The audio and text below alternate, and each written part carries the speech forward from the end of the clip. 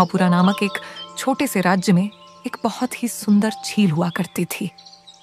वहां के लोगों का ऐसा मानना था कि वह एक रहस्यमयी झील है।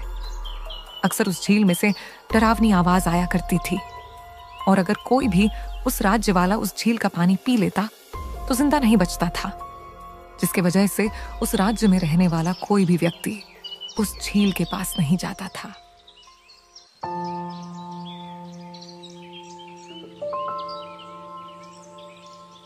एक दिन जंगल के रास्ते से एक मुसाफिर चला जा रहा था। तभी उसे बहुत तेज प्यास लगी। ओहो, मुझे तो बहुत जोरों की प्यास लगी है, लेकिन इधर आसपास जंगल में तो कुछ दिखाई नहीं दे रहा है। चलो आगे चल के देखता हूँ, क्या पता कहीं पानी मिल जाए। जैसे ही वो आगे बढ़ने लगा, तभी अचानक से एक तांत्रिक साधु वहां आ जाता है, जो देखने में काफी डरावना होता है। रुको लड़के, कहाँ जा रहे हो तुम? क्या तुम्हें नहीं पता कि इधर आना मना है? मैं कहता हूँ चले जाओ यहाँ से, वरना वो तुम्हें भी जिंदा नहीं छोड़ेगा। चलो जाओ यहाँ से। अरे बाबा, कौन है आप? मुझे बहुत जोरों की प्यास लगी है। लगता है आगे कोई झील है। मैं बस पानी पीकर वापस चला जाऊंगा। क्या कहा मूर्ख? आगे उस झील के पास मत जाना, वरना तुम्हारा विनाश होना तय है। इसके बाद बड़े गुस्से में वो तांत्रिक साधु वहां से चला जाता है। मुझे तो लगता है कि ये तांत्रिक साधु पागल हो गया है। मुझे बहुत जोरों की प्यास लगी है। अगर मैंने इसकी बात मानी तो मैं प्यास से ही मर जाऊंगा। और फिर मुसाफिर आगे झील की तरफ बढ़ जाता है। थोड़ी दूर जंगल में चलते ही उसे बहुत सुंदर झील दिखाई देती है। हाँ, वो रहा झील। दिखने में तो कितनी सुंदर लग रही है। हाँ, गला भी सूखा जा रहा है। अब चलो जल्दी से चल के पानी पी लेता हूँ। तभी वो उस झील के पास जाता है और जैसे ही वह पानी पीने के लिए अपना हाथ नदी में डालता है, अचानक से कोई विचित्र सा दिखने वाला हाथ उसे झील में अपनी तरफ खींच लेता है। मुसाफिर चिल्लाते हुए झील में डूब जाता है और फिर उस मुसाफिर के चिल्लाने की आवाज पूरे राज्य में गूंज जाती है और गांव के कुछ लोग यह आवाज सुनकर दुखी हो जाते हैं। तभी गांव के दो लोग आपस में बात करते हुए, अरे सुखिया भाई, सुना तुमने? ये आवाज उसी झील से आ रही है। लगता है कि आज फिर उस झील ने किसी आदमी को अपना शिकार बना लिया। हाँ रामू भैया, तुम बिल्कुल ठीक बोल रहे हो। अब तो बहुत डर लग रहा है। पता नहीं वो झील कब किस इंसान को अपना शिकार बना ले। मुझे तो उस झील की तरफ जाते हुए भी बहुत डर लगता है। उसी गांव में तुलसी नाम की एक बूढ़ी अम्मा अपने बेटे भोला के साथ रहा करती थी। उन लोगों के पास अपना कोई खेत नहीं था, इसलिए भोला दूसरे के खेतों में काम करके अपना घर चलाया करता था। एक दिन की बात है, भोला खेतों से काम करके आया। अम्मा चलो जल्दी से खाना लगा दो, मुझे बहुत जोरों की भूख लगी है। अरे बेटा, मेरी तबीयत थोड़ी ठीक नहीं थी। सर में बहुत दर्द था, इसलिए खाना नहीं बना पाई। एक काम करो, तुम जरा बाहर से टहल कर आओ। तब तक मैं रात का बचा हुआ रोटी है, उसे ही गर्म करके देती हूँ। अच्छा अम्मा, तुम जल्दी से रोटी सेक दो, मैं जरा गांव का एक चक्कर लगा के आता हूँ तब तक। लेकिन याद रखना, गलती से भी जंगल में जो झील है ना, उसके पास मत जाना। वह झील मायावी है बेटा। जो भी उस झील के पास जाता है वो कभी वापस नहीं आता है। अरे अम्मा, तुम भी बहुत भोली हो। न जाने किस जमाने की बात कर रही हो। ये मायावी झील वगैरह कुछ नहीं होता अम्मा, छोड़ो ये सब बातें। तुम जल्दी से रोटी सेक दो, मैं जल्द ही वापस आता हूँ। इसके बाद भोला वहाँ से गांव की ओर चल देता है। अरे बेटा, तू नहीं जानता, उस झील का रहस्य बहुत ही भयानक है। मैं तो भगवान से बस यही प्रार्थना करती हूँ कि तू गलती से भी उस झील के पास न जाए। भोला गांव के रास्ते होते हुए जंगल पहुँचता है। अरे, ये तो मैं गांव से बहुत दूर चला आया हूँ, लेकिन ये जंगल इतना सुनसान क्यों है? कोई भी दिखाई नहीं दे रहा है और जीव जंतु भी नहीं दिखाई दे रहे हैं। ओह, मुझे लगता है कि जो अम्मा ने बताया था ये वही जंगल है। मुझे तो काम करने से समय ही नहीं मिलता है कि इधर जाऊं। चलो कोई नहीं, आज झील के पास होकर आता हूँ, देखता हूँ क्या होता है। जैसे ही भोला आगे बढ़ता है, उसे वही तांत्रिक साधु दिखाई देता है। वह अचानक से उसका रास्ता रोक लेता है। कहाँ जा रहा है लड़के? आगे उस मायावी झील के पास मत जाना। हाँ, वो एक छलावा है, छलावा। वो तुझे भी जिंदा नहीं छोड़ेगा। मैं कहता हूँ चला जा वापस। इसके बाद बड़े गुस्से में वो तांत्रिक साधु वहाँ से चला जाता है। अरे, ये कैसा पागल साधु है और देखने में भी कितना डरावना लग रहा है।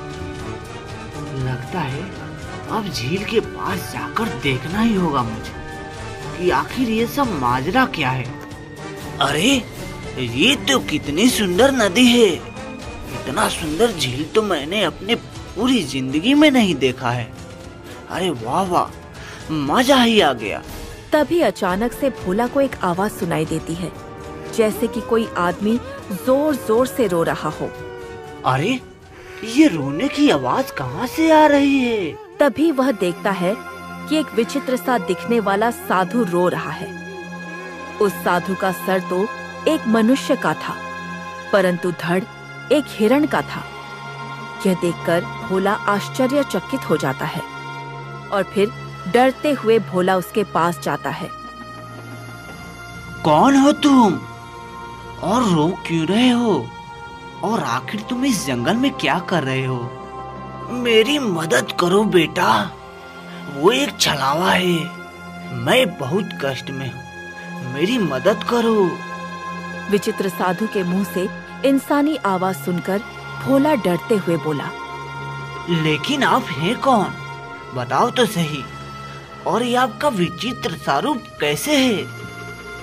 या फिर आप कोई दूसरी दुनिया के आदमी हैं? क्या है आपका सच? और भला मैं आपकी मदद कैसे कर सकता हूँ? तभी भोला को एक और आवाज सुनाई देती है। उसके बाद भोला पीछे मुड़ के देखता है कि वही पागल भयानक दिखने वाला तांत्रिक साधु होता है, जो भोला को जंगल से लौट जाने को बोल रहा था। तुम यहाँ क्या कर रहे हो लड़के? तुमसे बोला है ना मैंने कि तुम इस मायावी नदी से दूर चले जाओ, नहीं तो ये मायावी नदी तुम्हें भी अपने माया जाल में फंसा लेगी। इसलिए जितना जल्दी हो सके इस झील से दूर अपने घर लौट जाओ। अरे बाबा, मैं तो जा ही रहा था, बस ये विचित्र सा देखने वाला साधु मुझे दिखाई दे पड़े और ये बड़ी दुख से रो रहे थे, इसलिए मैं इनके पास चला आया। लड़के, तुम किसकी बात कर रहे हो? मुझे तो यहाँ कोई नहीं दिख रहा। तभी भोला अपनी गर्दन घुमा के पीछे देखता है तो वह देखता है कि सच में वहाँ कोई नहीं है। भोला यह देखकर बुरी तरह से डर जाता है। अरे, वो बूढ़ा साधु अभी तो यही था। मैं बिल्कुल सच बोल रहा हूँ, लेकिन पता नहीं कहाँ चला गया। अरे लड़के, लगता है कि तू पागल हो गया है। चल, शाम होने को आई है, अब तू जल्दी से घर चला जा, नहीं तो वो राक्षस तुम्हें भी जान से मार देगा। अरे, ये आप कैसी बात बोल रहे हैं? और भला मुझे कौन मारेगा? मैंने तो किसी का कुछ बिगाड़ा भी नहीं है, फिर मुझे कौन मारेगा? बताइए तो जरा, और आखिर ये छलावा है क्या? अरे मूर्ख लड़के, तुझे समझ नहीं आता क्या? मैं कब से तुझे समझाने की कोशिश कर रहा हूँ कि तू चला जा यहाँ से, लेकिन एक तू है कि बात ही नहीं समझ रहा है। चल जल्दी से, शाम होने को आई है, अपने घर को चला जा, वरना उसके बारे में जानने वाले को वो जिंदा नहीं छोड़ता है। अच्छा ठीक है, मैं चला जाता हूँ। वैसे भी ये जगह मुझे थोड़ी अजीब लग रही है। जिसके बाद वहां से वह अपने घर आता है, जहां पर भोला की अम्मा उसका इंतजार कर रही थी। अरे आ गया तू? कहाँ रह गया था? कब से इंतजार कर रही थी? तू नहीं जानता, कब से मेरा मन बैठा जा रहा था। सोच रही थी कहीं तू उस जंगल में मायावी झील के तो पास नहीं चला गया है। बता, कहाँ रह गया था तू? अगर मैंने अम्मा को बताया कि मैं जंगल में उस झील के पास गया था तो मुझे बहुत डांटेंगी। नहीं, मैं अम्मा को नहीं बताऊंगा कि मैं उस मायावी झील के पास गया था। अरे अम्मा, तुम तो बेकार में ही चिंता कर रही हो। अरे मैं तो ठंडी हवा का आनंद लेकर घर वापस आ ही रहा था, इतने में मेरे बचपन का दोस्त कृष्णा मुझसे मिल गया। अब तुम तो जानती हो कि वो कितना बातें बनाता है, इसलिए उसकी बातों में इतना समय निकल गया कि मुझे पता ही नहीं चला। अच्छा ठीक है, तू कहता है तो मान लेती हूँ। अब तू जल्दी से हाथ मुंह धो ले, तब तक मैं तेरे लिए खाना लेकर आती हूँ। अच्छा ठीक है अम्मा, वैसे भी मुझे बहुत जोरों की भूख लगी है। अपने हाथ का बना हुआ गर्मा गर्म खाना खिला दो मुझे बस। इसके बाद अम्मा भोला को खाना लाकर देती है। भोला बड़े चाव से अपनी अम्मा के हाथ का खाना खाता है और फिर अपनी झोपड़ी में आराम करने लगता है। लेकिन भोला झील के पास से अचानक गायब हुए उस विचित्र साधु के बारे में सोचता रहता है। न जाने उस झील के पास वो विचित्र सा साधु रो क्यों रहा था और वो अचानक से गायब कहाँ हो गया। मुझे ऐसा लगता है कि उस झील का कुछ तो रहस्य है जो हम सब गांव वाले नहीं जानते। ठीक है, कल मैं फिर उस मायावी झील के पास जाऊंगा और क्या है उसकी सच्चाई ये जानने का प्रयत्न करूंगा।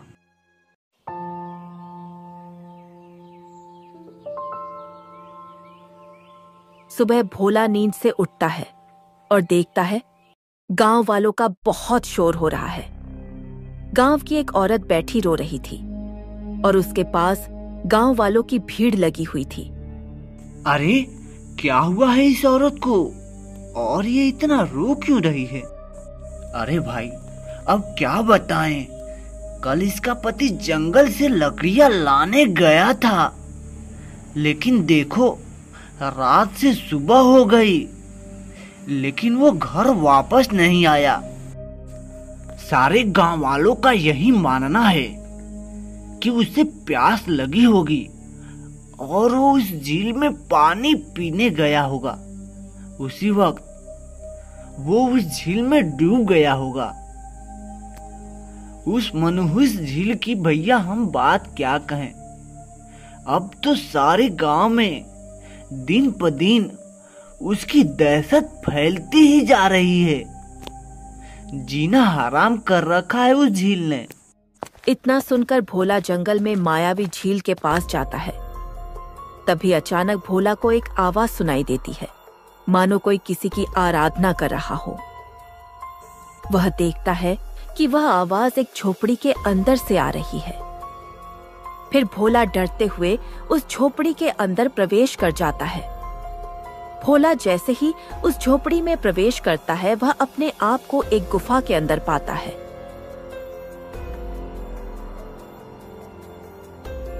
और तभी अचानक भोला देखता है कि वही पागल तांत्रिक किसी की आराधना कर रहा है और वहां पर कई 100 रखे हुए हैं। हाँ, आज बस एक और इंसान की बलि देना बाकी है आपको। और उसके बाद आप प्रसन्न हो जाएंगे और फिर मुझे इस संसार में सबसे शक्तिशाली बनने का वरदान मिल जाएगा। अरे ये तो वही पागल साधु है, मगर ये इसके पास इतनी इंसानी शौक क्या कर रहे हैं और ये किसकी पूजा कर रहा है?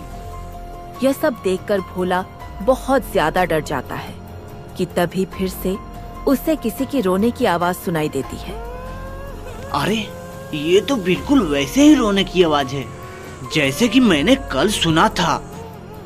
भोला अपनी उल्टी दिशा की तरफ चलने लगता है और देखता है कि वही विचित्र साधु नदी किनारे एक पेड़ के नीचे रो रहा है।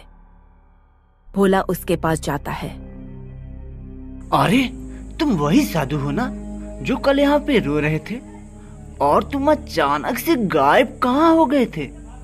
बताओ मुझे, मैं तुम्हारे बारे में जानना चाहता हूँ। मेरी मदद करो बेटा, मुझे इस अर्धनर हिरण रूप से मुक्ति दिलाओ। अरे बाबा, आखिर मैं आपकी मदद कैसे कर सकता हूँ? और वो तांत्रिक साधु कौन है जिसके आते ही आप गायब हो गए थे? बेटा, बहुत समय पहले की बात है। मेरे पिताजी विक्रमनगर राज्य के एक मंदिर के पुजारी थे। हम 2 भाई थे। पिताजी ने हम दोनों भाइयों को एक समान ही सीख दी थी। मैं बचपन से ही सीधा था, लेकिन मेरा बड़ा भाई बचपन से ही चालाक और बहुत घमंडी था। वह दुनिया का सबसे शक्तिशाली व्यक्ति बनना चाहता था, इसलिए वह एक जिन की पूजा करने लगा और लोगों की बलि चढ़ाने लगा। एक दिन ये बात मुझे पता चल गई। फिर मैंने ये सारी बातें जाकर अपने पिताजी को बता दिया और फिर पिताजी ने उसे बेइज्जत करके अपने घर से बाहर निकाल दिया। धीरे धीरे समय बीतता गया और फिर एक दिन मैं ईश्वर की आराधना करने आया। तब मैंने देखा कि मेरा बड़ा भाई एक गुफा में उसी जिन्न को प्रसन्न करने के लिए उसकी आराधना कर रहा है। तब मैंने उसे रोकने का प्रयत्न किया तो उसने अपनी शक्तियों से मुझे हिरण बना दिया। तब से मैं इसी जंगल में भटक रहा हूँ और अपने मुक्ति के लिए एक एक दिन काट रहा हूँ।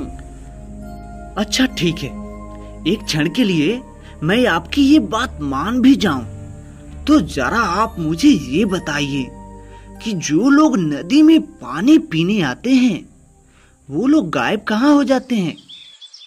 जब कोई भी राहगीर इस जंगल से गुजरता है और उसे प्यास लगती है तो वो इस झील में ही पानी पीने आता है, और फिर जो भी व्यक्ति पानी पीने के लिए अपना हाथ जैसे ही उस झील में डालता है तो मेरा दुष्ट भाई, जो कि पहले से ही उस झील में मौजूद होता है, वो उस राहगीर का हाथ पकड़ के उस झील में खींच लेता है और अपनी दिव्य शक्ति से उन्हें बेहोश करके उस जिन को बलि चढ़ा देता है। अब बस ये उसकी आराधना पूरी होने को ही है। एक इंसान की और बलि चढ़ाने के बाद वो जिन प्रसन्न हो जाएगा और फिर वो मेरे बड़े भाई को इस दुनिया का सबसे शक्तिशाली व्यक्ति बनने का वरदान दे देगा। नहीं नहीं, मैं ऐसा कभी नहीं होने दूंगा। अब वो पापी उस जिन को कभी प्रसन्न नहीं कर पाएगा और ना ही किसी गांव वालों का कोई नुकसान कर पाएगा। इसके बाद उस साधु ने एक चमकता हुआ खंजर अपनी शक्ति से प्रकट कर दिया। ये खंजर ले लो भोला। मैंने इस खंजर को बरसों तपस्या करके अभी मंत्रित कर दिया है। तुम इस खंजर को जैसे ही उस दुष्ट तांत्रिक के ऊपर फेंकोगे तो वो जलकर भस्म हो जाएगा। लेकिन हाँ बहादुर लड़के, तुम्हें ये कार्य बहुत ही सावधानी से करना होगा। अगर तुम्हारा निशाना गलती से भी चूक गया तो वो दुष्ट तांत्रिक तुम्हें भी मार देगा। इसके बाद भोला वहां से खंजर लेकर चल देता है। उधर जंगल में झील किनारे गांव का ही एक आदमी आता है और उस झील का पानी पीने के लिए जैसे ही अपना हाथ आगे बढ़ाता है कि तभी झील में पहले से मौजूद दुष्ट साधु उस आदमी को अंदर झील में खींच लेता है और अपनी दिव्य शक्ति से उसे बेहोश कर देता है और फिर उस आदमी को जिन्न को बलि चढ़ाने के लिए लेकर चला जाता है।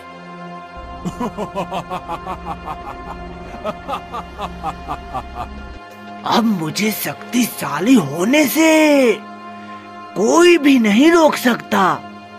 अब बस इस आखिरी इंसान की बलि चढ़ाते ही मुझे इस दुनिया में सबसे शक्तिशाली व्यक्ति बनने का वरदान मिल जाएगा।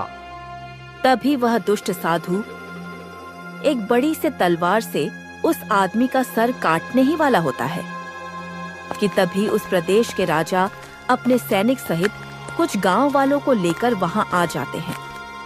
रुक जाओ दुष्ट, आज हम तुम्हें जिंदा नहीं छोड़ेंगे, क्योंकि इन सारे गांव वालों के मौत के जिम्मेवार तुम ही हो और ये बात हमें पता चल चुकी है।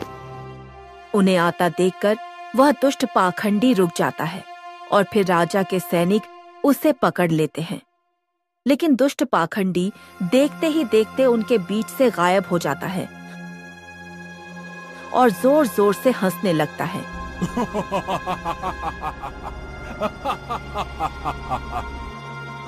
तुम लोग मुझे कभी नहीं पकड़ पाओगे गांव वालों, ये तुमने अच्छा नहीं किया।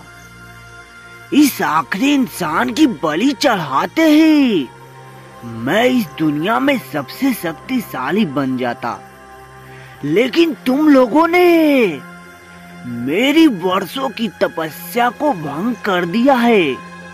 अब मैं इस आखिरी इंसान के साथ ही तुम सभी गांव वालों की भी बलि चढ़ा दूंगा और फिर इस जिन्न को प्रसन्न करके मैं इस दुनिया में सबसे शक्तिशाली व्यक्ति बन जाऊंगा। उसकी यह सब बातें सुनकर गांव वाले बहुत ज्यादा डर जाते हैं। तभी वह दुष्ट तांत्रिक फिर से दिखाई देता है कि तभी वहां पर भोला आता है। दुष्ट तांत्रिक, अब तुझे अपनी किए की सजा जरूर मिलेगी। ये देख, इस खंजर से मैं तुझे जलाकर भस्म कर दूंगा। उसके बाद भोला ने खंजर निकाल लिया और सीधे उस तांत्रिक के ऊपर फेंक दिया। खंजर के स्पर्श होते ही उस तांत्रिक के शरीर में आग लग गई और वो जलकर राख में परिवर्तित हो गया। गांव वाले बड़ी हैरानी से यह दृश्य देख रहे होते हैं और सब अच्छे से समझ जाते हैं। तुम्हारा बहुत बहुत धन्यवाद भोला। अगर तुमने कल हमें यहाँ आने को नहीं बोला होता तो आज हमें ये सब मालूम ही नहीं पड़ता। हम लोग हमेशा से यही समझते रहे कि ये झील ही मायावी है, लेकिन तुमने हमारी आंखों पर से वो पर्दा हटा दिया है और हमें असलियत से रूबरू भी करा दिया है। तुम्हारा बहुत बहुत धन्यवाद बेटा। तुम सच में एक बहुत ही बहादुर लड़के हो, इसलिए आज और अभी से मैं तुम्हें अपने सैन्य दल का सेनापति घोषित करता हूँ। ये राज्य जितना आप लोगों का है उतना मेरा भी है, इसलिए आप लोग मेरा धन्यवाद ना करें, क्योंकि मैंने जो भी कुछ किया है वो अपने राज्य के लोगों के लिए ही तो किया है, इसलिए आप लोग मेरा धन्यवाद ना करें। यह बात सुनकर सभी गांव वाले बहुत ज्यादा खुश होते हैं। तभी भोला को वह बूढ़ा साधु नजर आता है। तुम्हारा बहुत बहुत धन्यवाद बेटा। अब मुझे अर्धनर हिरण रूप से मुक्ति मिल चुकी है और उस दुष्ट तांत्रिक को उसके किए की सजा भी मिल चुकी है। तुम सच में बहुत बहादुर हो लड़के, और तुम्हारा दिल साफ है। तुम सदैव ऐसे ही रहना बेटा। अच्छा ठीक है, अब मैं चलता हूँ क्योंकि मेरा जाने का समय हो चुका है। इसके बाद वह बूढ़ा साधु हमेशा हमेशा के लिए वहां से चला जाता है और सभी गांव वाले बिना डर के फिर से खुशी खुशी रहने लगते हैं।